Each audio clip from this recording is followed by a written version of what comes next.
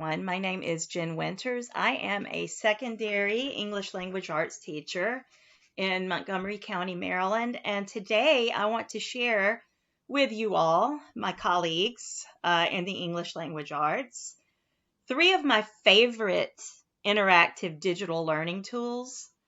And we're going to talk about these tools and kind of walk through each one and look at why they are so wonderful that I want to share them with you. We know that digital tools, digital learning, gamified learning is an extremely engaging way to reach our students and to get them excited about learning. Research shows that the multisensory aspects of these games not only make learning fun and interactive, they actually make an imprint on the brain.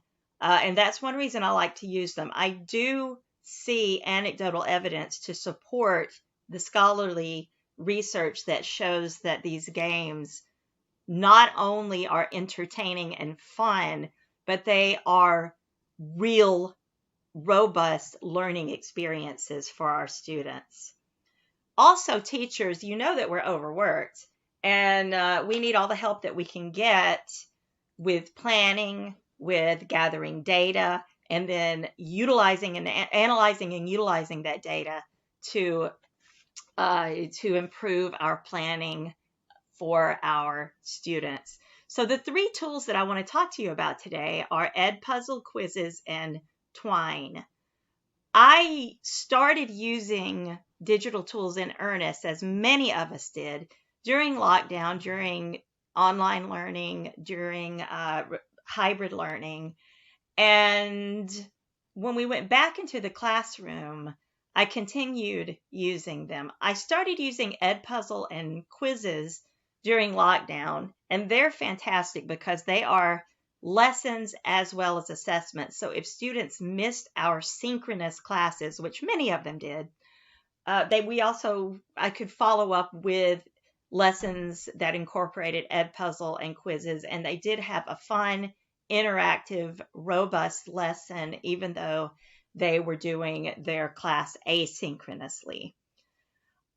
I also like Edpuzzle and Quizizz because they provide a lot of instant data that I can use as formative assessments and evaluate where individual students are and see where they're strongest, maybe where they need more support or a different approach to instruction. And it really is efficient and rapid with its generation of data. In the last year, I took Edpuzzle and Quizizz and took the time to play with them a bit. And now I feel like I've made the assessments, especially, more conducive to analysis. I've incorporated constructed answers and reflection. Reflection, research shows, is an important step to add into any assessment so that the student can analyze their own learning. The third tool that we're going to talk about is called Twine, and it's one I started using last year.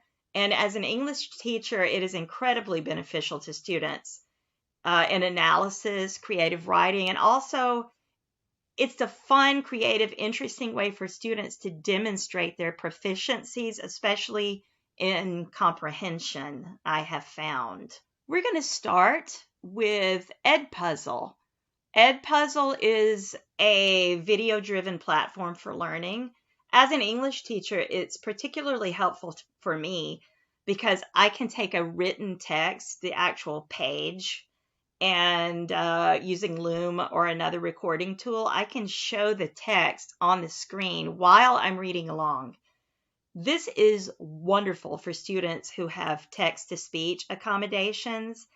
It's also extremely helpful for students who perhaps are multiple language learners who are learning English, and they benefit from seeing the written word as they hear the words spoken and the text read. You can record your own videos and put them on here, or you can also link to YouTube, and there are a ton of YouTube videos that have partnered.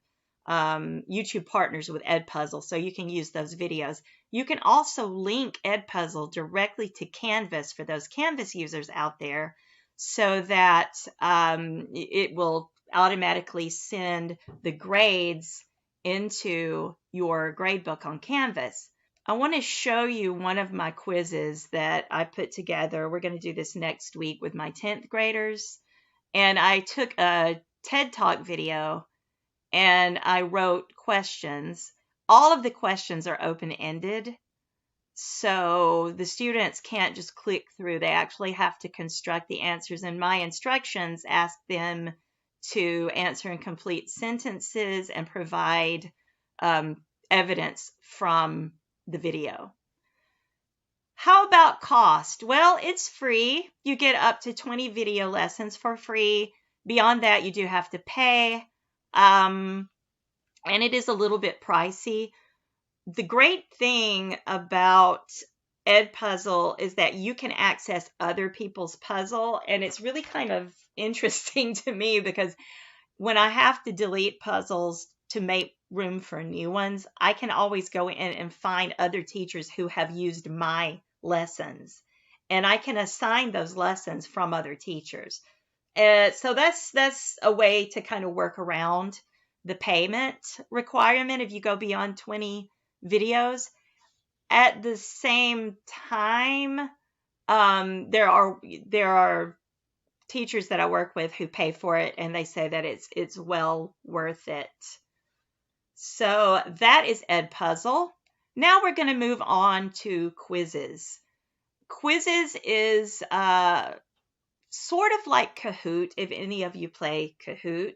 It's great for both synchronous and asynchronous learning because I can find or design lessons and quizzes, and the quizzes are gamified. So students are actually learning and demonstrating their learning, but it feels like they're playing a game.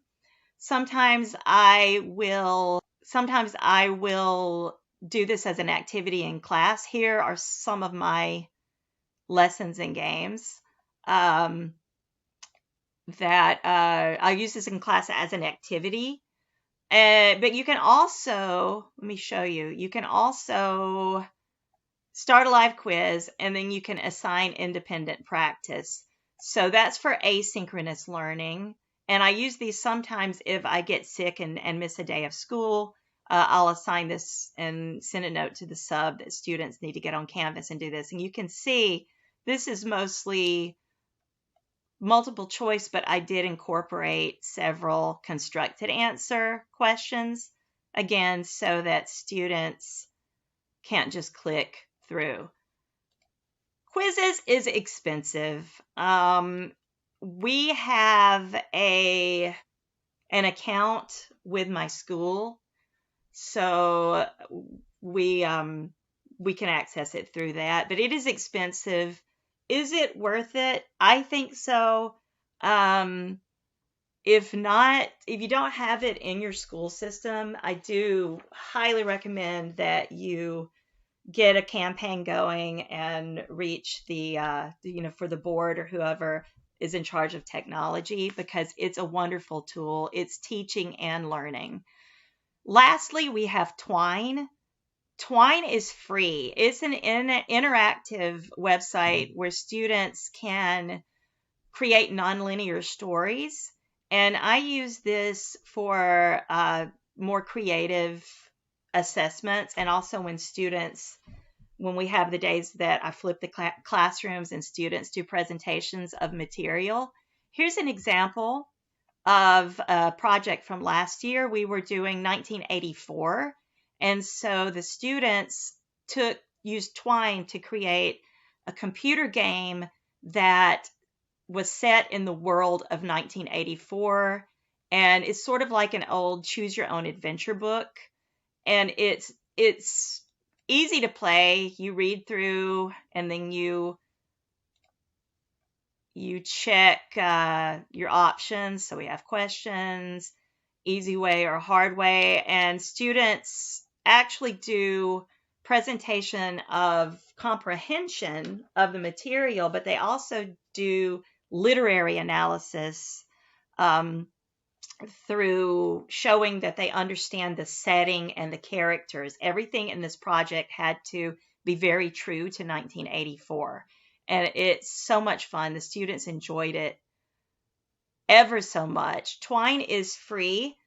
The one caveat with Twine is that it cannot link directly to Canvas. So what I do in Canvas, for you Canvas users, is I do submission online, and then when you're choosing the format for submission, you can choose an HTML link, and if the students put the play link in, then I can look at it and click through and make sure that they are doing what they are supposed to do. That's it, colleagues. Thank you for your attention. If you have any questions, or if you want to suggest another tool, or maybe suggest another use for Edpuzzle, Quizizz, or Twine, please drop it in the comments below. And I hope you will utilize these resources and incorporate. Here's a list of some scholarly articles and from people in the field. Check these out if you have any doubts about the effectiveness of game-based learning, gamified learning. And you also can get some good ideas about how to implement game-based learning in your classroom, even if you're not an ELA teacher. Thank you for viewing, and I hope to hear from you.